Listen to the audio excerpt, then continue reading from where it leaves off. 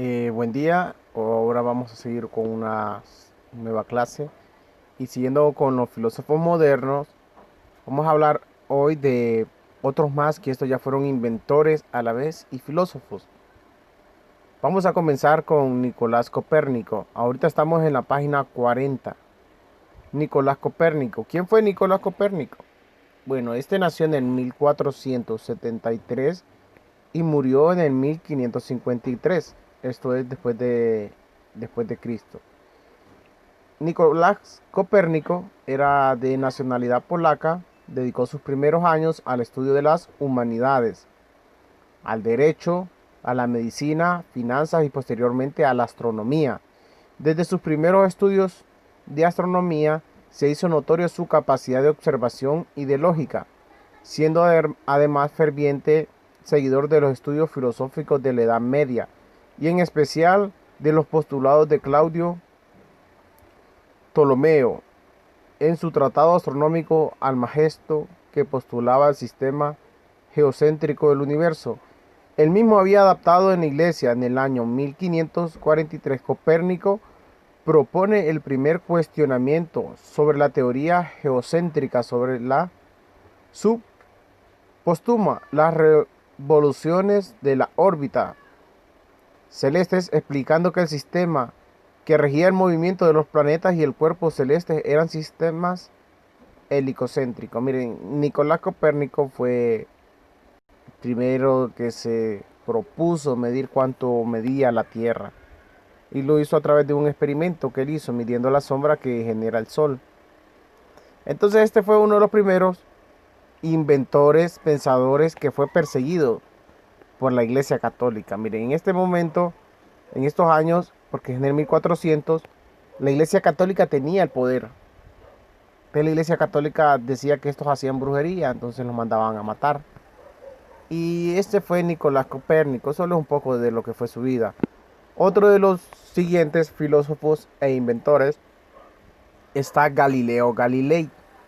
Me imagino que quizás lo pudieron haber escuchado. Galileo Galilei era matemático, físico, astrónomo, filósofo italiano.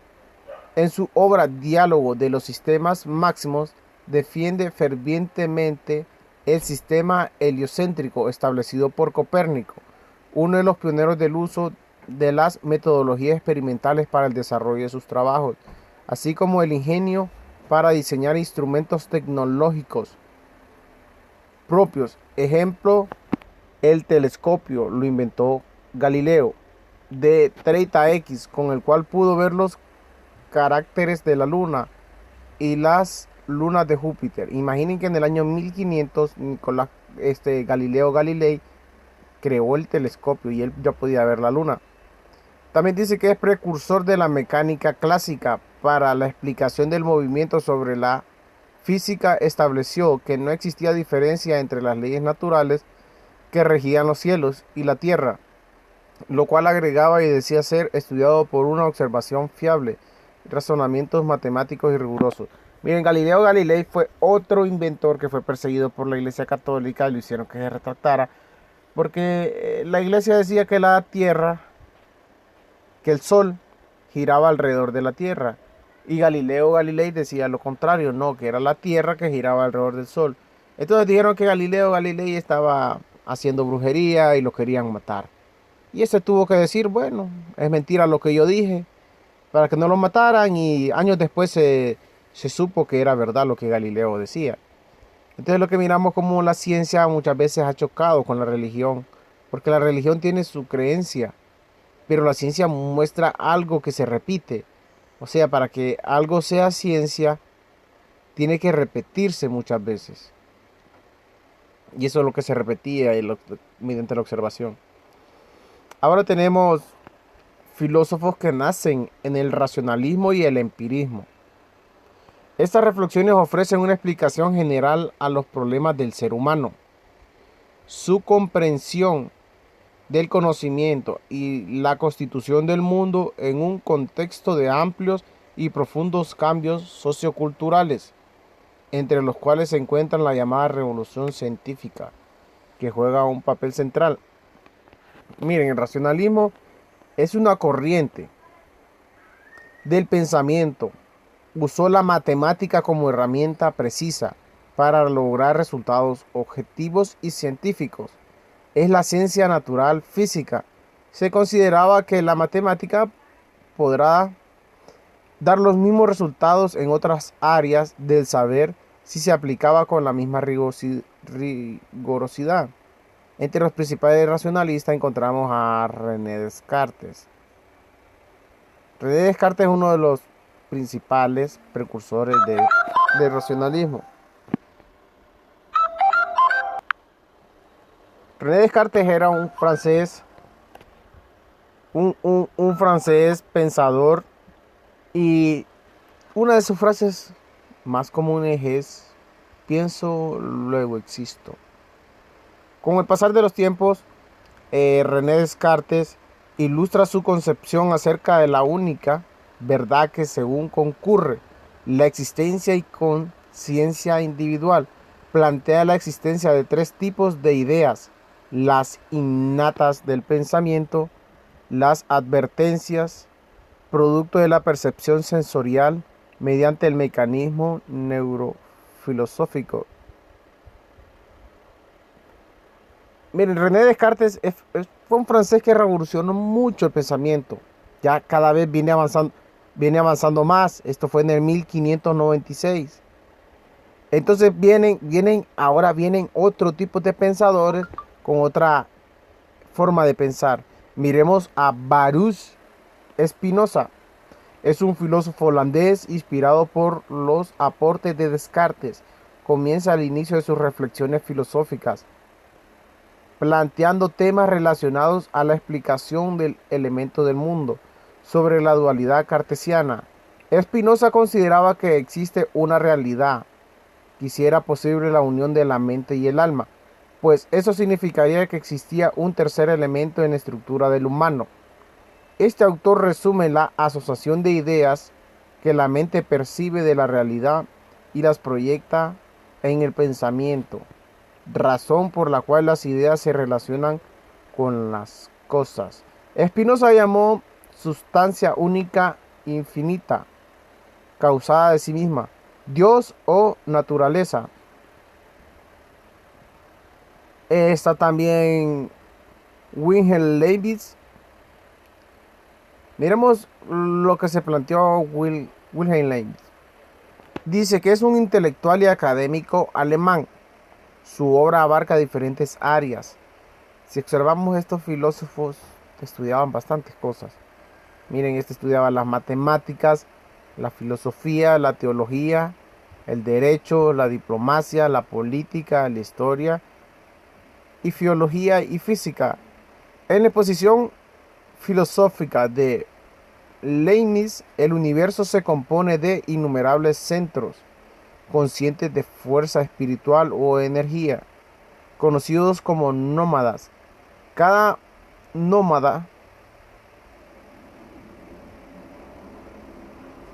representada en un microcosmos individual que refleja el universo en diversos grados de perfección y evolución de independencia del resto de las mónadas. Astronomía 2016. Mire, estos se clasificaban en mónadas nudas, pertenecientes a los cuerpos físicos, mónadas animales y plantas, mónadas del hombre que eleva la jerarquía y percepción del conocimiento. Esto solo es para que lo conozcan, no tiene ninguna mucha relevancia. Y seguimos con el empirismo. El empirismo es otra de las corrientes, porque antes estaba una, es una corriente que determina que la conciencia humana al nacer es un espacio vacío que se llena poco a poco con las experiencias que suscitan el desarrollo físico y social del mismo. El origen del conocimiento es la experiencia. La validez lógica de este tipo de conocimientos se encuentra cuando los juicios dados por medio de la experiencia corresponden a los hechos externos. Los conocimientos científicos son entonces generalizaciones de experiencias. representa una dificultad y en todas las experiencias son individuales o subjetivas a la naturaleza del ser. Por lo tanto, están referidas en tiempo y espacio particular. Mire, el empirismo decía que la mente cuando nacemos viene vacía y que a medida con el tiempo, con los años, con la experiencia que hemos adquirido, con todo lo bueno, con todo lo malo, esto se va llenando de cosas. Y uno de los principales empiristas está Francis Bacon. Mire, Francis Bacon fue un filósofo inglés. Algunas de sus reflexiones se centraron en aspectos políticos. Por ejemplo, la utopía de los gobiernos justos. Hizo también fuertes críticas frente a la injerencia histórica de la religión y la escolástica en el desarrollo del conocimiento, así como la existencia de ídolos y perjuicios en la naturaleza que entorpecían el avance de la ciencia. Otro empirista está Isaac Newton. Isaac Newton dice de descendencia inglesa, es matemático, físico, astrónomo. Su método inductivo del estudio contuvo una fuerte base empírica mediante el análisis y la observación para el establecimiento de premisas, las cuales se constituían en las guías de investigación. La observación, la experimentación constituyen la base de la ciencia. Sin embargo, considera que las matemáticas permiten el ajuste correcto de estas premisas de la constitución de las leyes. En su obra Los principios matemáticos de la filosofía natural se presenta como un trato de mecánica, el que establece demostrativamente los movimientos de los tratados cuerpos en sus relaciones generales con las fuerzas que lo producen. Estos fueron sus aportes de comprensión en la física. Isaac Newton es uno de los más grandes pensadores e inventores que han habido. Se considera que puede ser el número uno de los hombres más inteligentes que han existido. Otro es Thomas Hobbes. Thomas Hobbes fue un filósofo inglés. Sus reflexiones más destacadas yacen en los temas políticos y sociales. Considera que la sociedad está compuesta por una multiplicidad de seres individuales conducidos por pasiones. En sus reflexiones intenta explicar cómo se produce la transmisión de este individualismo atomista de construcción del cuerpo social artificial o estado de carácter absolutista. Para Hobbes, el sentido fundamental del humano es el egoísmo. Eso hace que viva en un permanente estado de conflicto por la búsqueda de la satisfacción individual. A esto llama estado natural de guerra. Existía además dos aspectos de la naturaleza humana: las pasiones que inclinaban hacia la guerra y la paz, y la razón. Bajo esta perspectiva aparece como regulador de los bienes y las posibilidades del desarrollo de la colectividad, rigiendo pasiones por medio de leyes. El motivo final por el cual se organiza la sociedad es la preservación de la propia vida. Hobbes fue un hombre que ya empieza a dar sus opiniones sobre lo que es la política, a mostrar cuáles son las intenciones y por qué el hombre es egoísta. Él dice que solo tenía dos cosas: ser bueno o ser malo. Y así somos todos los hombres, según Hobbes. Estos son pensadores que vienen surgiendo con la evolución de estas ramas de la filosofía, con estas corrientes que se vinieron surgiendo, y cada vez van pensando distinto. Miremos a John Locke, que también es un hombre que tenía muchas carreras, hacía muchos estudios, eran personas muy dedicadas a la ciencia. Miren, John Locke, médico, físico, químico, filósofo inglés. Sus reflexiones tienen su base en el empirismo, ya que postula que la experiencia es la fuente y límite del conocimiento. Comienza el recorrido filosófico de sus reflexiones criticando el postulado de las ideas innatas, concebidas principalmente por Platón, o en reminiscencia del alma, y luego retomado por Descartes al establecerlas como propias del pensamiento.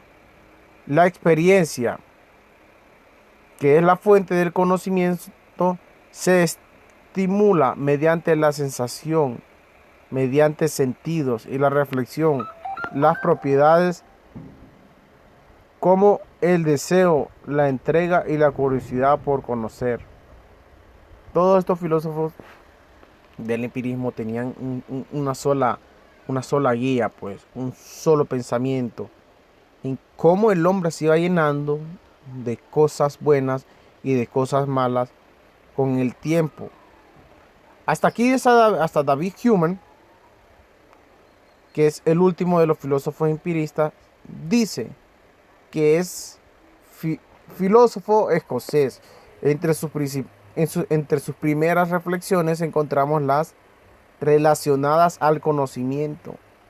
Él define que todo lo que contiene la mente son percepciones, las cuales se clasifican en impresiones, sensaciones, emociones y pasiones, tiempo presente al hecho e ideas. Recuerdo las imágenes mentales e impresiones, tiempo pasado al hecho. Con el cúmulo de las ideas que es capaz de decretar, asimilar, archivar la mente, elaboramos el conjunto de pensamientos y razonamientos humanos. El conocimiento futuro, por lo tanto, es nulo, ya que se conoce únicamente que se experimenta y el futuro solo tiene una creencia. Hasta aquí llegan algunos de los empiristas. Esta es una diferencia que hay entre el racionalismo y los empiristas. ¿Cómo fue el origen del racionalismo? Los racionalistas afirmaban que todo sistema de conocimiento debe partir de verdades necesarias o evidentes. La capacidad de discernir esas verdades es innata en el entendimiento humano. Ese es el origen del racionalismo. Los empiristas decían que opinaban que la única fuente del conocimiento es la experiencia. No existen las ideas o los conocimientos innatos. Todo es diferente. Sujeto de conocimiento. El entendimiento representa la facultad consciente principal para la voluntad. También desempeña la función relevante. El instrumento crucial para lograr el conocimiento son sentidos, ya que a partir de ellos se producen las impresiones sobre el mundo. La naturaleza del conocimiento consiste en ideas, ya que el pensamiento se constituye de ideas. El entendimiento integra ideas directamente y a través de ellas conoce la realidad externa de la mente. Es la percepción, para el empirismo, es la percepción sensorial. Si bien son ideas, ellas corresponden a una impresión prevista. El método de cada una es diferente.